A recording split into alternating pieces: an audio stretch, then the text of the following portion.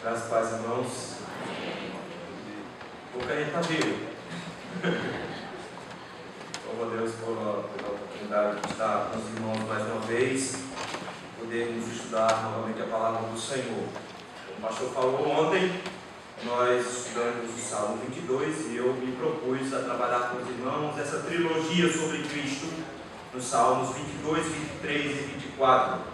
Por isso, hoje vamos abrir as nossas Bíblias no Salmo de número 23. Sem a menor dúvida, o salmo mais conhecido que a gente tem. A maioria daqui provavelmente conhece o salmo todo decorado. Convidado a ler comigo. Salmo 23 diz assim: Salmo de Davi. O Senhor é o meu pastor, nada me faltará. Ele me faz repousar em pastos verdejantes, leva-me para junto das águas de descanso, refrigera minha alma, guia-me pelas veredas da justiça, por amor do seu nome. Ainda que eu ande pelo vale da sombra da morte, não temerei mal nenhum, porque tu estás comigo, o teu bordão e o teu cajado me consolam. Preparas-me uma mesa na presença dos meus adversários, unges minha cabeça com óleo, meu cálice transborda. Bondade e misericórdia certamente me seguirão todos os dias da minha vida, e habitarei na casa do Senhor para todo sempre. Vamos orar? Senhor, muito obrigado, Senhor, pelo privilégio que temos de logo pela manhã, no teu dia, nos reunirmos na tua casa para buscar a tua presença. Obrigado por cada irmão que o Senhor trouxe até aqui. Obrigado, Senhor, pelo privilégio de abrirmos a tua palavra e podemos consultar nela a tua vontade. Te louvamos, Senhor, pelo teu Espírito Santo que inspirou esse texto, preservou esse texto e nos traz agora nas mãos o teu querer, a tua vontade. E é nesse sentido que nós rogamos ao Senhor esse instante, que o mesmo Espírito que no passado inspirou e preservou, e agora habita em nós, que esse mesmo Espírito nos ilumine, nos abra os olhos, amém, que possamos entender a tua palavra e assim, meu Deus, ouvirmos a sua voz, em nome de Jesus, amém. Diversas vezes, meus irmãos, nós conversamos, discorremos sobre como é que nós enxergamos o nosso relacionamento com Deus, como é que nós devemos nos relacionar com o Senhor, mas poucas vezes nós paramos para nos perguntar como Deus enxerga o relacionamento dele conosco, quais são as expectativas divinas no seu relacionamento conosco, o que é que ele propõe nesse relacionamento. E isso se dá, meus queridos, em grande parte, porque muitas vezes nós olhamos para esse relacionamento muito mais da nossa contrapartida. Mas quando Deus faz um pacto conosco, quando Deus resolve se relacionar conosco, Ele não só interpõe aquela que é a nossa parte, mas Ele também diz qual é a parte dele. De forma que a maneira como nós devemos nos relacionar com o Senhor parte dele e não de nós. Esse salmo, meus irmãos, vai falar exatamente sobre isso, sobre a necessidade que nós temos de uma intimidade de relacionamento com Deus, mas vendo sempre pela perspectiva de Deus, de como o Senhor almeja intimidade conosco. Esse salmo, como eu falei ontem à noite, é parte de um conjunto.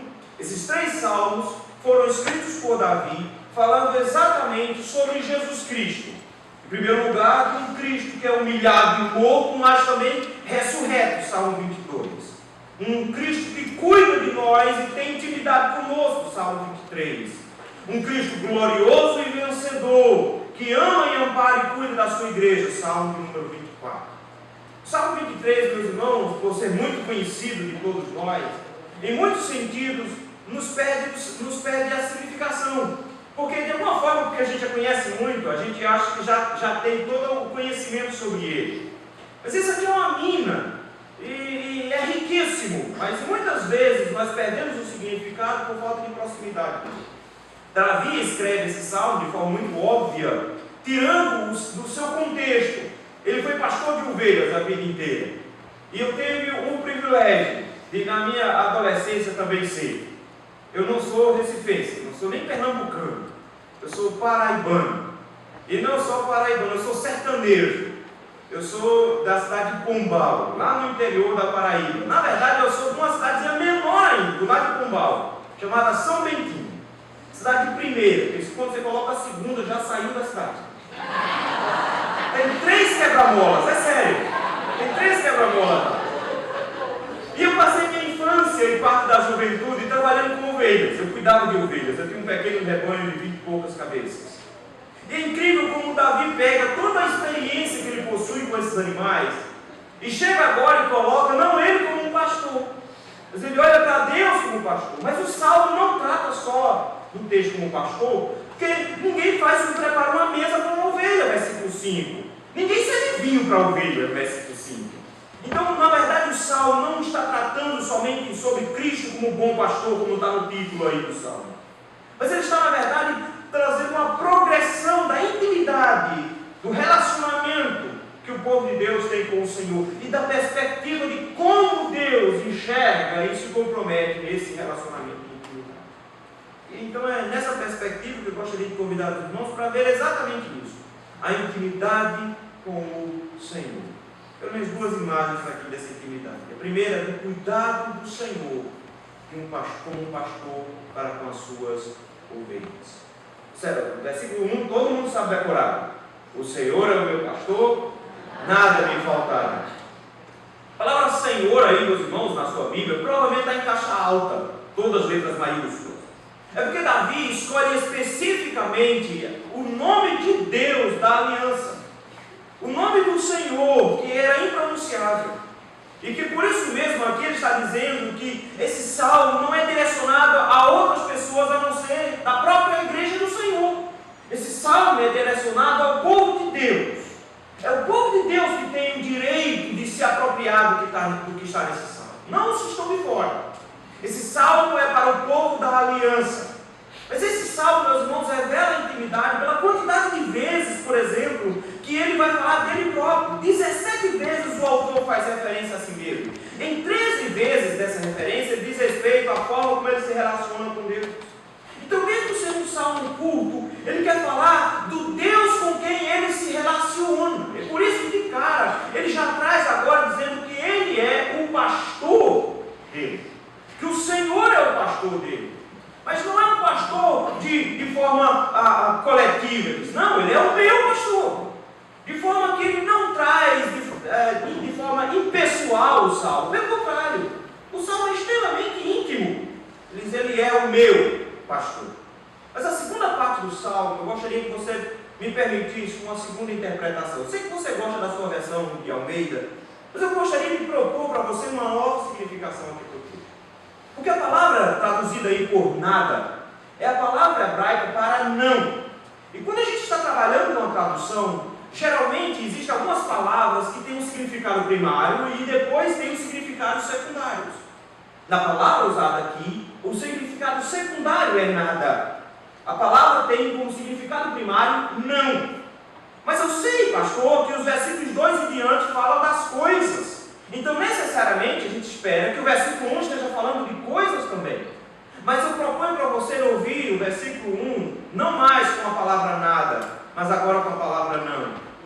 O Senhor é o meu pastor, não me faltará.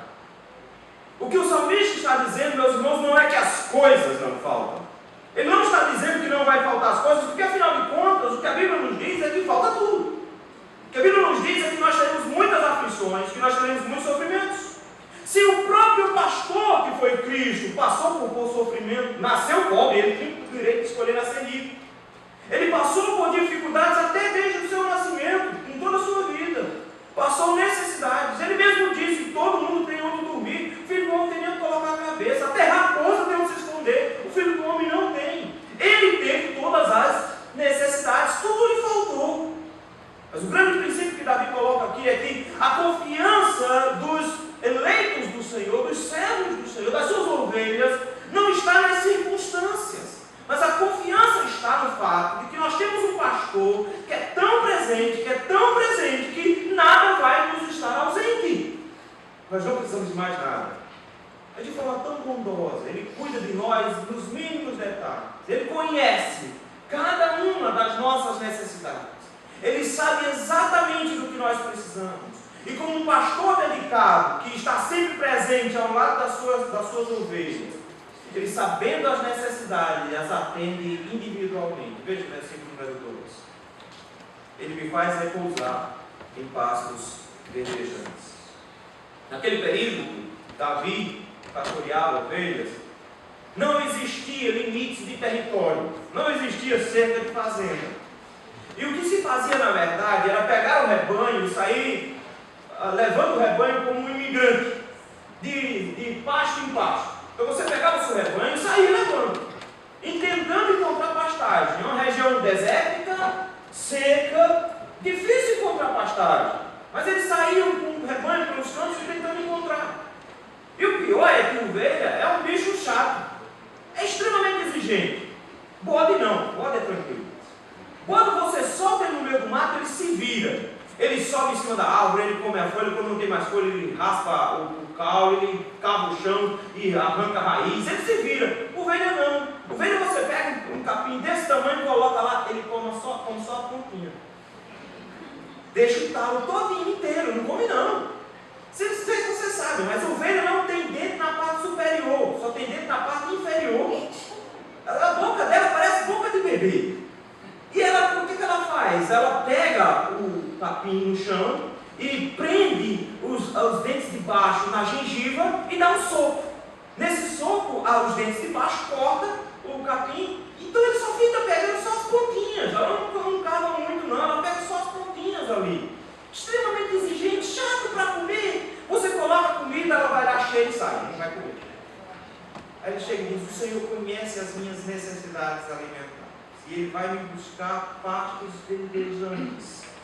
Ele me leva para o melhor pasto possível. Ele me dá do melhor alimento. Ele me conduz ao lugar onde eu preciso para comer. Mas não só isso, não só a necessidade de alimento, mas a necessidade de hidratação. Versículo 2. Leva-me para junto das águas de descanso. Uma outra versão tem para águas tranquilas. Se ovelha é chata para comer, é 2 vezes chata para beber. Para os irmãos terem uma ideia, na minha época que cuidava dos animais, eu precisava ir mais cedo, por volta das 3, 4 horas da tarde, recolher o rebanho todinho, trazer para o açude para eles beberem, porque de 5 horas vinha o gado. O gado, quando vem, os bois, quando vem, eles se avançam dentro do açude. E a lama sobe, fica aquela água barrenta, eles ficam com água até o peito e tomam água lá dentro, não tem problema nenhum. Ovelha não. Ela vem e coloca as 2 patas na beirinha da água, encosta só o lado e fica lá puxando a água. Se tiver um pouquinho barrenta, ela vem, cheira e volta. Não toma. Aí eu precisava levar as ovelhas bem cedo para tomar a água, porque se a água tivesse barrenta, ela cheirava e saía. Por diversas vezes tive que entrar dentro da água, ir com água até o peito, pegar uma lata d'água, trazer e colocar numa tina para ela tomar, porque elas não iam entrar na água, porque a água estava fervendo. Mas não só isso, é um animal extremamente arisco, assustado, medroso. E o que o texto está trazendo aqui é que o Senhor não nos leva para um rio com barulho. Elas se assustam com barulho muito fácil. E se tiver um rio com barulho de cachoeira, ela não vai se aproximar daquela água de jeito nenhum. O Senhor conhece as necessidades das ovelhas, sabe como ela é assustada, sabe como ela é exigente com relação à água. Ele traz a ovelha e coloca numa água limpa e calma, para que ela possa beber. Ele diz: eu dou às ovelhas a necessidade que elas exatamente precisam. Mas não só isso. Versículo 3: refrigera-me a alma. Você pode dizer: mas ovelha, dá banho em ovelha? Não, ele não dá banho em ovelha. Então o que ele quer dizer com refrigerar a alma? Refrescar a alma? Não necessariamente isso. É porque a palavra aqui, que foi traduzida como refrigerar, também é restaurar, curar. O que ele está dizendo, na verdade, é que ele, como pastor, ele não só tem cuidado da ovelha no que diz as suas necessidades básicas de alimento e de água, mas ele também cuida da ovelha no que diz respeito às suas doenças. Ovelha é um animal extremamente sensível a todo tipo de doença. De forma que quando a ovelha estava para parir, a gente já ficava o tempo todo ligado nela. Porque no momento em que ela paria, a gente já ia lá colocar remédio no umbigo do filhote e cuidava, porque ela não morre fácil. Davi diz: o Senhor restaura a minha alma, o Senhor me corrige, o Senhor me limpa, o Senhor cuida de mim, o Senhor vai me curar a alma. O Senhor não permite que eu fique aí solto na bandalheira e adoecendo. Pelo contrário, o Senhor vai me cuidar. Mas olha só que bonito. Refrigera-me a alma, guia-me pelas veredas da justiça, por amor do seu nome. Note a palavra vereda. A palavra vereda, meus irmãos, não é necessariamente um caminho. Eu sei que o pessoal da cidade grande, quando pensa em caminho, pensa um negócio bem largo, que dá para passar um carro. Mas a palavra aqui, na verdade, não é uma estrada. É, na verdade, uma vereda. Ou seja, é aquele caminho que, por passar tantas vezes as pessoas, ele para de nascer mato. E aí fica só aquele coisinha estreitinha. E como é que se conduz ovelha? Ovelha é um bicho estranho, não dá para conduzir atrás delas. Se você tentar botá-las para frente, tem um negócio, tem uma ovelha que é sempre a líder. Ela funciona como um bando. Então, a ovelha que é líder, se ela for calminha, é ótimo para conduzir. Mas se for uma ovelha doida, o negócio desanda. Por isso que o pessoal diz, uma ovelha ruim, o rebanho a perder. Eu tive uma ovelha assim, era terrível. Você tentava levar para lá, ela procurava exatamente o lugar oposto. Uma vez ela encontrou uma cerca de vara, e ela encontrou um buraco na cerca de vara. Resultado, no desespero, ela passou pelo buraco, e adivinha o que o rebanho inteiro fez? Passou pelo buraco também. Ela destruiu a cerca inteira, foi uma confusão. Não dá para conduzir o rebanho atrás dele, você tem que conduzir na frente. E aí eu enganava as ovelhas, porque algumas delas não gostavam muito de mim, porque eu era um rebanho só com o meu vizinho. Aí eu colocava milho dentro de uma cuia, saía balançando, e elas doidas atrás do milho e corriam atrás de mim. As minhas não, as minhas eu chamava do lado de longe, chegava lá no pé do açude e começava a gritar, elas apareciam rapidinho. Ele está dizendo, o que ele faz? É que ele me coloca num caminhozinho estreito, pequenininho, mas ele vai me levando, ele vai me chamando, ele vai me conduzindo. E o caminho é estreito, não cabe para muitos lugares, mas elas entram em fila indiana. E uma vai acompanhando a outra, e todas vão seguindo a voz do seu pastor. Mas nota, ele não faz isso só porque ele ama as ovelhas. Ele cuida das ovelhas porque ele tem um nome a zelar. Ele diz, guia-me pelas veredas da justiça. Nota, ele está dizendo, é a vereda reta, o caminho justo, o caminho reto. Ele me guia por amor do seu nome. Ele tem um nome a zelar. Ele não pode perder ovelhas, porque perder ovelhas o torna incompetente. Ele não pode cuidar mal das ovelhas, porque ovelhas mal cuidadas depõem contra o pastor. Ele está preocupado com o nome dele, com a reputação dele, e por isso ele guia essas ovelhas de forma muito cuidadosa. O caminho é muito estreito por onde ele está levando essas ovelhas, mas ele as conduz de forma majestosa. Ele leva essas ovelhas por um caminho de justiça, o caminho certo. Não só isso. Ele diz, ainda que eu ande pelo vale da sombra. Nota que Davi chega agora e diz, esse pastor cuida de mim em qualquer tipo de situação, e ainda que eu ande pelo vale da sombra da morte. Isso é um vale difícil, um vale escuro. E você já sabe que o ovelha é um bicho assustado. E às vezes eles implicam com algumas árvores, com alguns lugares. E você vem passando por alguns caminhos, e de repente se o caminho for escuro, muito fechado, e ela achar que ali tem perigo, não adianta você chamar, ela não vai passar. Ela não vai passar, ela fica extremamente assustada. E nesse assustado, principalmente, ela se preocupa quando ela sente cheiro de determinados animais que são perigosos. Cachorro, por exemplo. Perdi muitos animais por causa de bando de cachorro, que iam lá e matavam. E eles matam por brincadeira. Mas quando de repente o lugar tem cheiro de raposa, cheiro de cachorro, e elas ficam assustadas e não passam, porque o lugar tem cheiro de morte. Mesmo que o lugar tenha cheiro de morte, mesmo que o lugar seja assustador, mesmo que o lugar me cause pânico, como uma ovelha com medo de passar por determinados apertos, ele diz, ainda que eu ande pelo vale da sombra da morte, eu não vou temer mal. Mas por que eu não vou temer? Porque o Senhor está comigo. Mas notem, ele vinha falando do Senhor em terceira pessoa. Ele é o meu pastor, ele não me faltará. Ele vai me dar comida, ele vai me dar bebida, mas na hora que ele fala dos apertos, na hora que ele fala que ele está passando pelo vale da sombra da morte, quando o salmista diz, eu sou uma ovelha que está passando por aperto, ele para de falar em terceira pessoa, ele para de falar de um Deus que está longe, de um pastor que está longe, ele para de olhar para aqueles que o estão ouvindo, ele 4, ele para de olhar para você e olha para Cristo que está do lado dele e diz: ainda que eu ande pelo vale da sombra da morte, não temerei mal algum, porque tu estás comigo. Ele aponta para Cristo diretamente, ele aponta para o Senhor que está do seu lado e diz: Ele está comigo agora. Não é uma coisa imaginária, não é uma coisa que eu estou sonhando aqui, não é uma ideia somente. Ele está agora, tanto que eu vou falar com Ele. Eu vou dizer para Ele que a minha segurança no mundo, que a minha segurança em meio aos lugares que cheiram a morte, é porque Ele está comigo e Ele não é desarmamentista. Porque Ele vem amado aqui. Ele não aderiu à lei de desarmamento. Ele diz assim: tu estás comigo, o teu bordão e o teu cajado me consolam. São duas palavras para dois objetos, mas que às vezes se fundiram em um. Quando ele fala de bordão, é uma vara. E o nome é exatamente para isso. É para bater mesmo. E por quê? Porque algumas ovelhas são meio desobedientes, então não se assuste com as coisas que a gente faz com ovelha.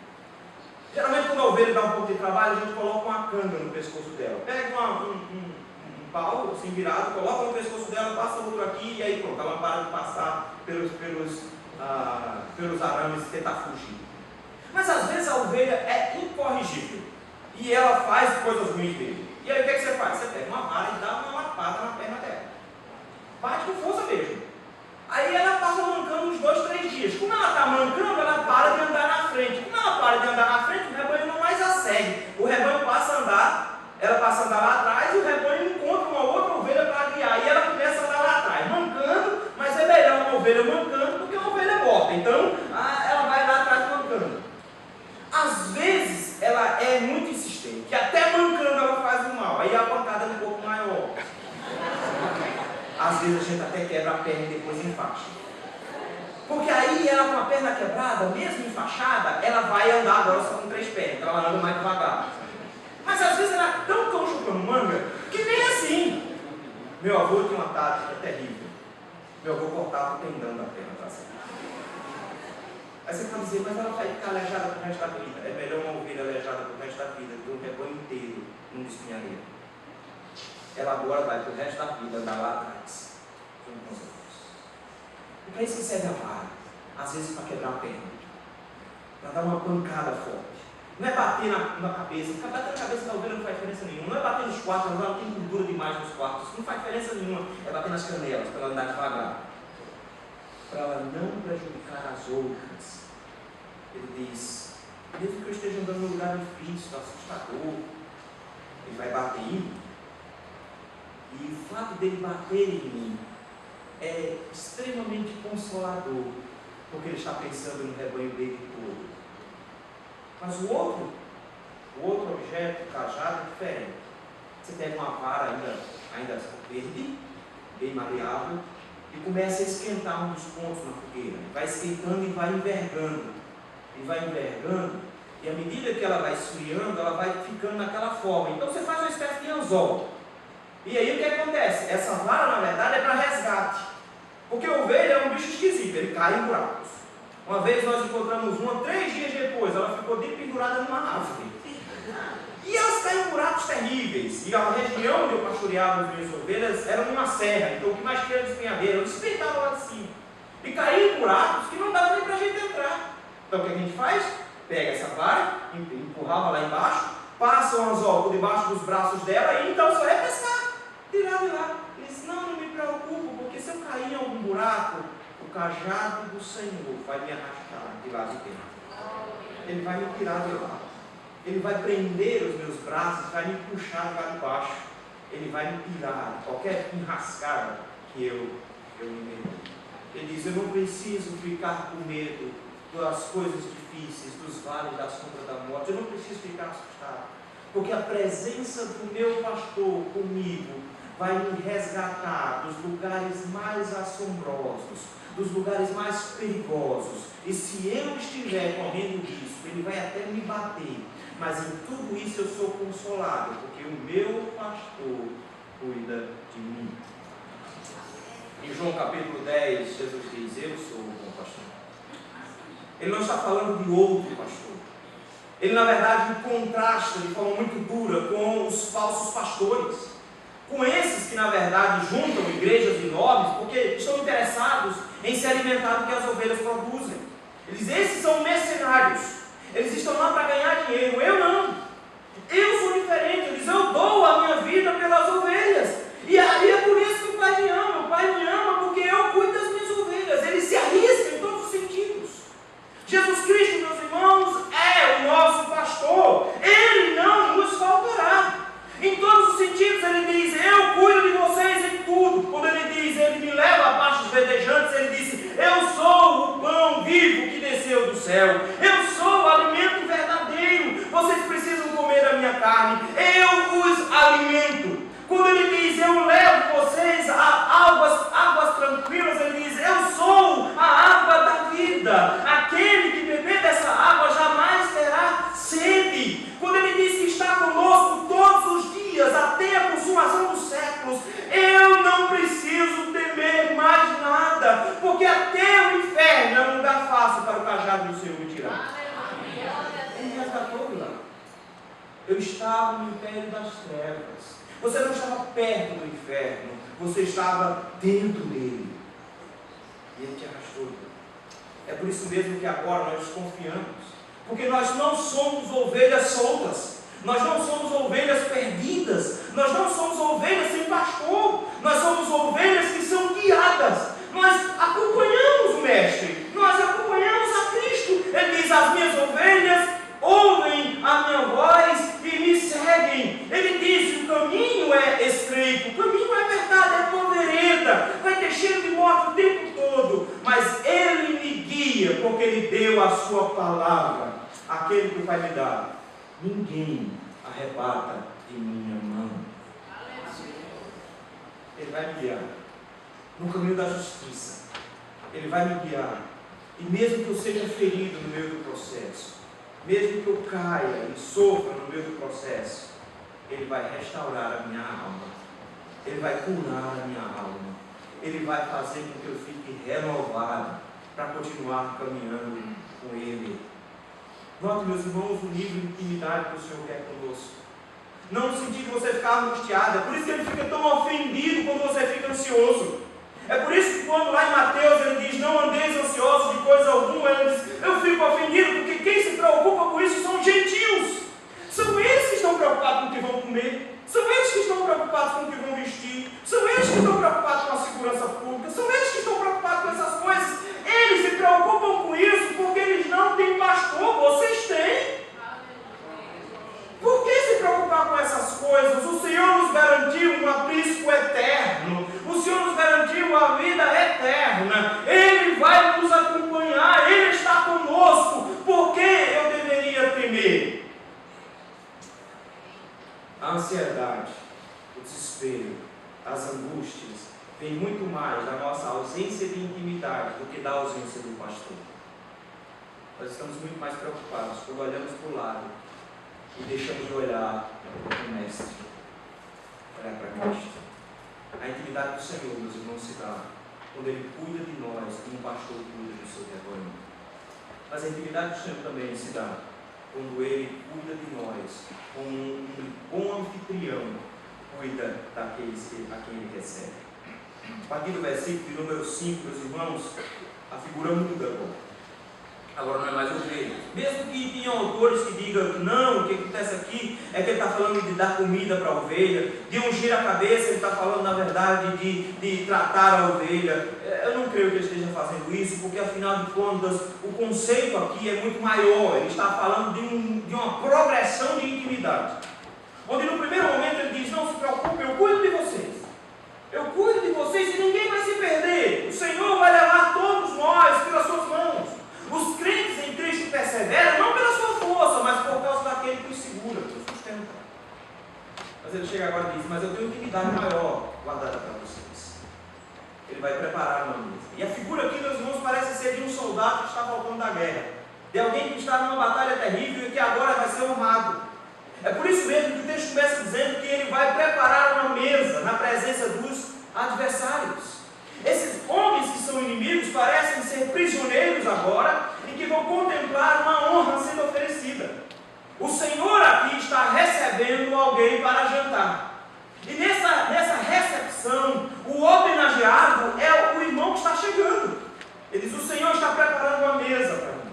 O Senhor está me preparando um lugar especial.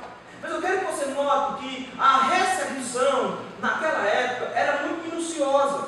Por exemplo, Jesus vai reclamar da recepção que foi dada a ele, dizendo: eu cheguei aqui e você não me deu um beijo quando eu cheguei. Porque era praxe, ao receber um visitante em casa, dar beijo no visitante para que ele se sentisse bem recebido. Ele diz: mas essa mulher aqui me beija os pés desde a hora que eu cheguei. Ele reclama, porque ele diz: você não me colocou óleo na cabeça quando eu cheguei. Essa mulher, no entanto, está me ungindo com as próprias lágrimas. Ele então está dizendo que existe uma regra, existe uma norma para um bom anfitrião. Esse homem sabe receber. Note, versículo 5 diz: preparas-me uma mesa na presença dos meus adversários. Ou seja, a mesa está preparada, existe um lugar específico para essa pessoa que está sendo convidada aqui. E é um lugar de honra, é um lugar na cabeceira da mesa. Jesus uma vez deu uma dica: quando você chegar numa casa, não sente nos primeiros lugares, porque pode ser que o dono da casa tenha alguém mais especial do que você, e depois, de forma muito vergonhosa, chegue para você e diga: levante fulano, porque tem alguém mais importante do que você para sentar aqui, sente lá no final da mesa. Diz: pelo contrário, senta lá no final da mesa, porque quando o dono da casa chegar e diz: fulano, você é muito importante para sentar aqui no final, venha sentar aqui na frente. É melhor ser exaltado do que ser humilhado. Então, outro lugar certo na mesa. O que ele está dizendo é que esse homem que está sendo recebido tem um lugar especial à mesa. Ele não é um convidado de terceiros, ou não é um convidado de segunda classe. Pelo contrário, ele é o convidado. O jantar é em homenagem a ele. E por isso mesmo, tem um certo cuidado. Jesus diz: unges-me a cabeça com óleo. Que negócio esquisito. Mas naquela época existia uma prática que você tinha que demonstrar a felicidade. É por isso que determinadas roupas e enfeites não cabem em determinadas situações. Por exemplo, num velório, a imagem que se tem que passar é de tristeza. Então, se você vem com batom vermelho, com colares de ouro, com roupa decotada, o que é que pensa logo? Está feliz com a morte de fundo. Não é? Porque a sua roupa e a sua maquiagem está dizendo: eu estou numa festa. E naquela época, quando você vinha ser recebido, existia uma série de práticas: lavar as mãos e os pés. Eu sou sertanejo, então a primeira coisa que meu pai fazia quando chegava alguém na casa: menina, vai buscar a bacia. Ela vinha com aquela bacia branca, com a toalha no ombro, para a pessoa lavar as mãos e os pés, porque a terra fina do sertão pegava, grudava, então lavava as mãos e lavava os pés da pessoa. Mas também tinha uma prática interessante na época, que era colocar óleo na cabeça da pessoa. E ele colocava-se o óleo para que o cabelo ficasse liso. Imaginou? Não sei se ficava legal, porque já imaginou aquele cabelo sujo, cheio de terra, depois colocava o óleo em cima. Mas o importante era ficar brilhoso, como naquela época se usava brilhantina, lembra?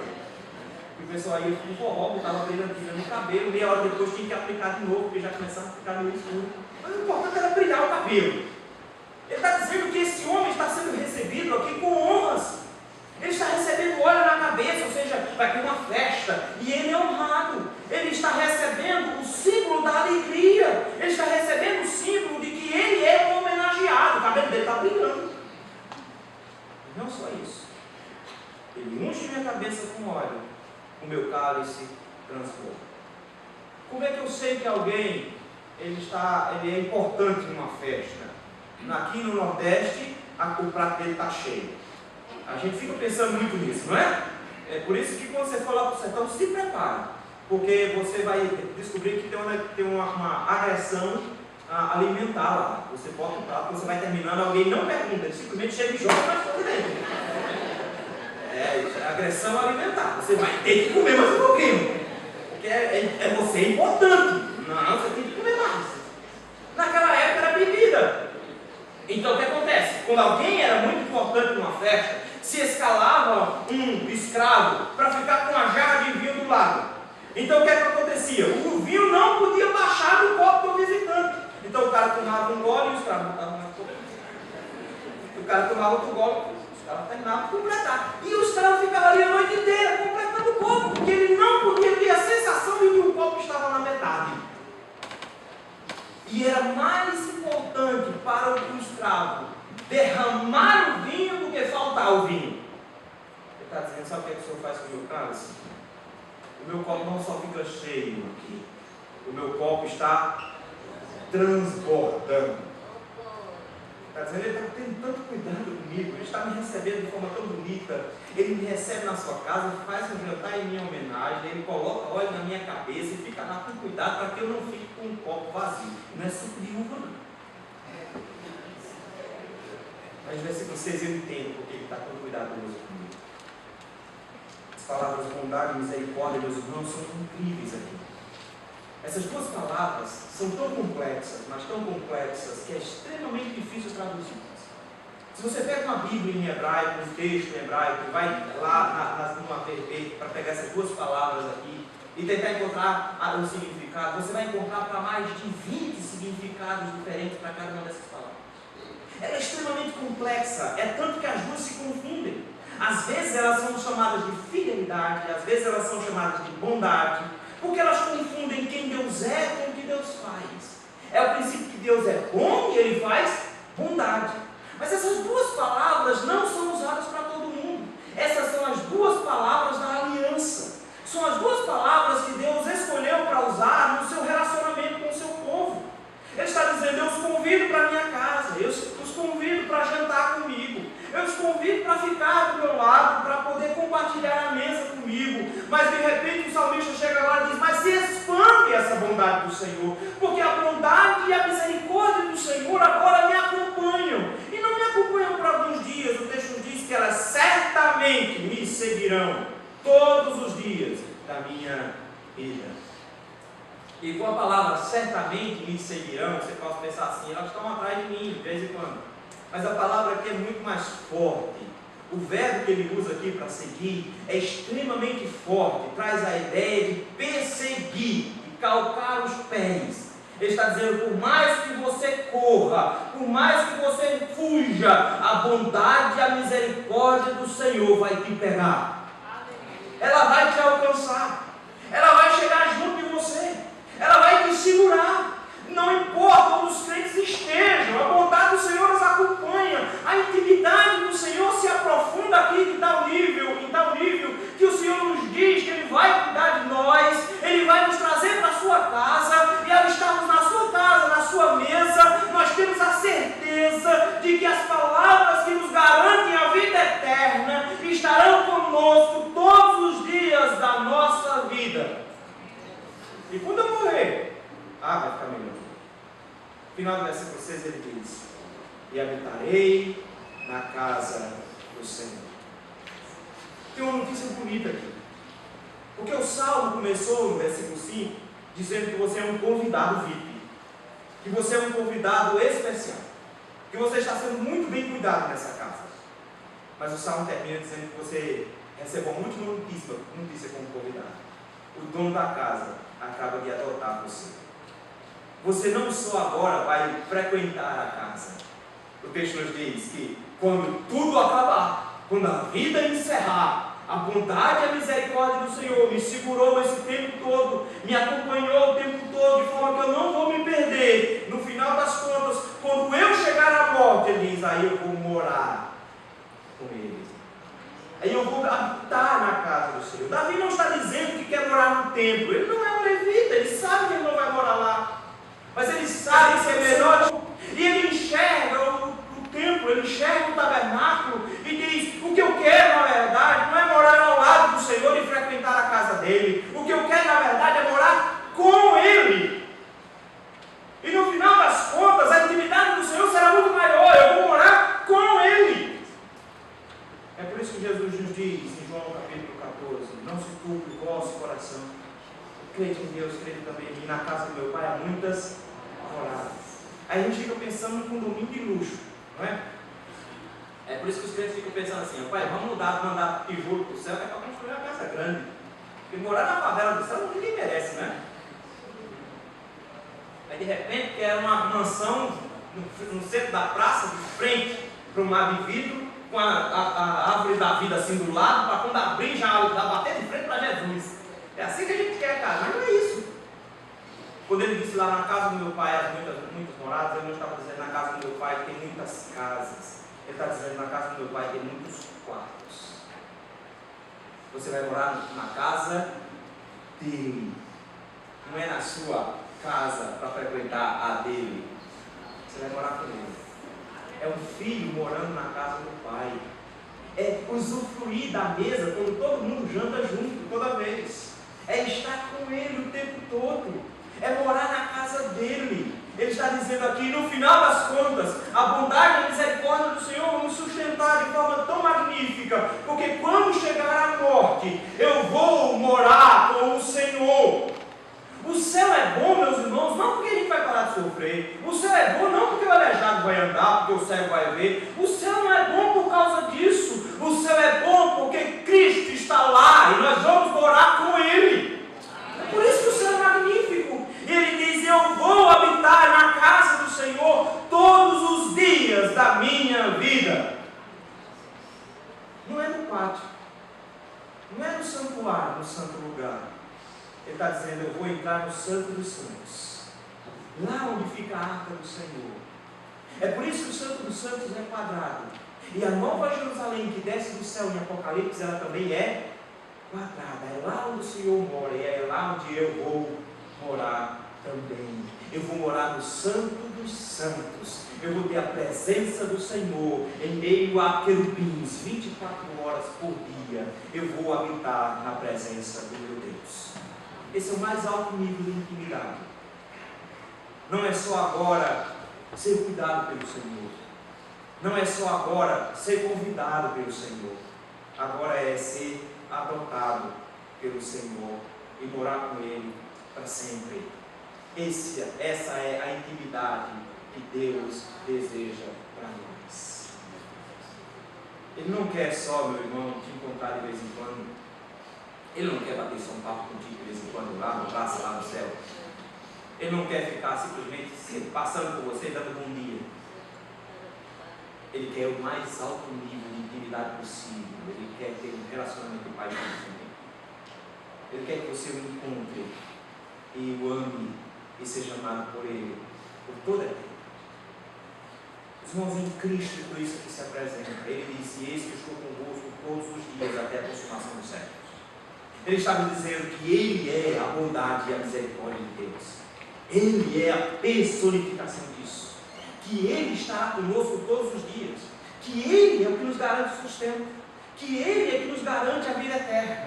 É Ele que nos garante que a gente vai chegar no céu. Não sou eu que seguro na mão de Deus e vou. É Ele que segura na minha mão e me leva. É o Senhor que me arrasta. Tudo diz respeito ao que Ele faz. É Ele que executa. É Ele que está preparando tudo. É Ele que está organizando tudo. É Ele que está fazendo tudo. E eu serei recebido numa grande festa. E serei anunciado diante dos anjos como um filho amado que retorna à sua casa.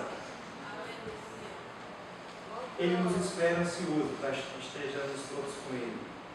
Ele diz, é porque eu quero que onde eu estiver, estejam vós também.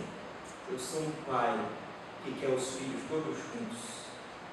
Eu sei que na cidade grande todo mundo se espalha, né? Vai todo mundo para um canto, a gente não se preocupa muito com isso.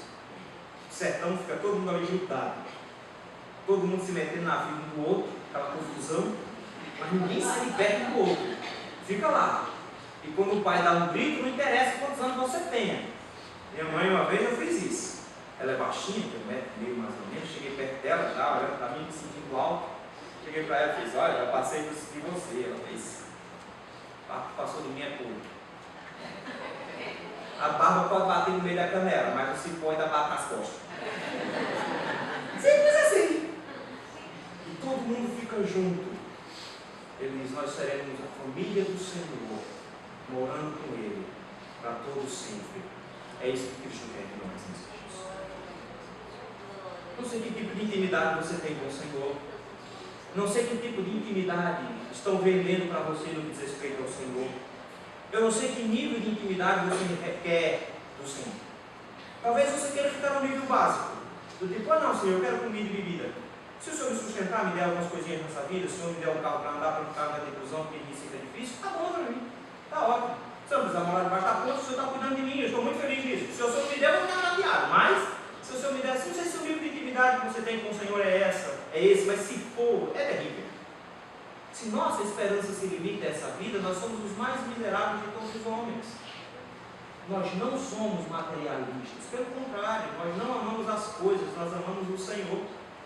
E por isso que nós buscamos o reino de Deus e a sua justiça em primeiro lugar, e as outras coisas nós sabemos que vão ser acrescentadas. Jesus disse: não fiquem ansiosos de coisa alguma, pelo contrário, ao invés de ficar ansiosos, olhem para os animais. Tem um pardalzinho lá que não vale nada, não vale um tostão, mas o Senhor dá comida para ele. Ele não tem celeiro, ele não planta, mas todo dia tem comida para ele, eles vivem. Não fiquem ansiosos, não fiquem ansiosos, o Senhor cuida de você. Então o mais importante na sua vida é busque a intimidade do Senhor para garantir a você a tranquilidade para a vida. A quantidade de pessoas que têm vivendo em nossas igrejas, meus irmãos, com depressão, com síndrome do pânico, se esquece que essas duas doenças tão sérias têm uma base em comum: ansiedade. E a ansiedade, meus irmãos, é quando eu fico com medo do futuro, quando eu fico com medo do que está lá fora. Eu começo a ficar com medo na hora de sair de casa, eu começo a ficar assustado e com meus filhos, e eu fico no celular tentando saber onde eles estão, e eu fico angustiado porque eles podem cair, eles podem se machucar, eles podem morrer, eles podem ser assaltados, e eu fico pensando no que pode acontecer e me esqueço de que o Senhor está comigo. Eu estou preocupado demais, achando que eu controlo alguma coisa, que eu consigo alguma coisa, mas o mais importante de tudo é que você está esquecendo de que o Senhor é o seu pastor, Ele não vai te faltar. Você pode perder tudo, mas no dia que você perder tudo, você vai cantar: bem pouco importa eu habitar em alto monte, à beira-mar, em casa, gruta, boa ou ruim, é céu ali com Cristo em mim. Nós precisamos da intimidade do Senhor, meus irmãos, para não deixar que o mundo nos ensine a viver. Nós precisamos da intimidade do Senhor para lembrar que o Senhor nos sustenta e estará conosco sempre. Que Ele conhece, como ninguém conhece, até mais do que nós mesmos, as nossas necessidades. Ele sabe exatamente do que nós precisamos, seja das nossas necessidades alimentares, de hidratação, de cuidados, até de tomar uma surra de vez em quando. Ele sabe a hora certa de bater. O Senhor cuida de nós, meus irmãos. Mas o Senhor te convida hoje a compartilhar com você dessa intimidade mais profunda, onde Ele te convida não só para ser cuidado por Ele, mas Ele te convida para cear, para estar à mesa com Ele, para que todos os primeiros domingos do mês você se lembre que Ele está te chamando e te apontando para uma festa muito maior que vai acontecer no futuro.